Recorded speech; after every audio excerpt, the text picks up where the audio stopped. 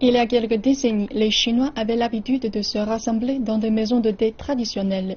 Mais la mondialisation et la modernité ont rendu la vie difficile à ces maisons de thé et causant presque la disparition de cette culture ancestrale. Nous nous sommes rendus dans une des maisons de thé encore ouvertes de Chengdu, dans la province du Sichuan, pour goûter au charme ancien qui s'en dégage.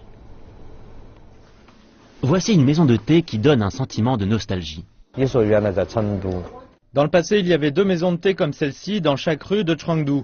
Le poêle doit être prêt dès 2 heures du matin, et peu importe s'il pleut et que personne ne vient. Même si vous n'avez qu'un client, cela reste un client dont il faut s'occuper.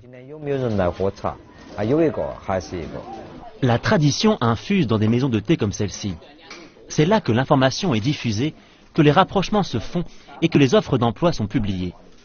Li Qiang a passé toute son enfance dans une maison de thé comme celle-ci. Après des années passées à travailler hors de la ville et après avoir traversé une crise de la quarantaine, il a décidé de rentrer chez lui et de raviver cette tradition. C'est une activité difficile qui rapporte peu d'argent et Li Qiang s'en est rendu compte rapidement. Mais tenir une maison de thé était déjà devenu une habitude pour lui.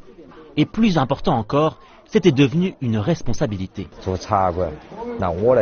Tenir une maison de thé, c'est comme être amoureux. Si ça vous plaît, il n'y a pas d'autre voie possible. Si je ferme pour seulement une journée, je m'inquiète immédiatement pour les plus âgés des habitants. Où peuvent-ils aller si je ferme?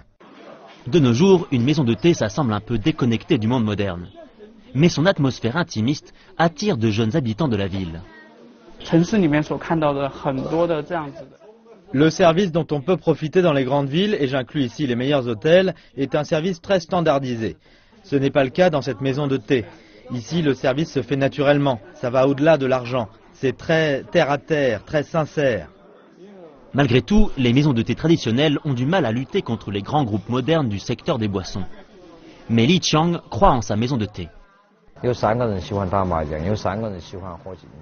Certains aiment le mahjong, d'autres aiment le café, mais tant que ma maison de thé reste ouverte, il y aura toujours des gens pour y venir.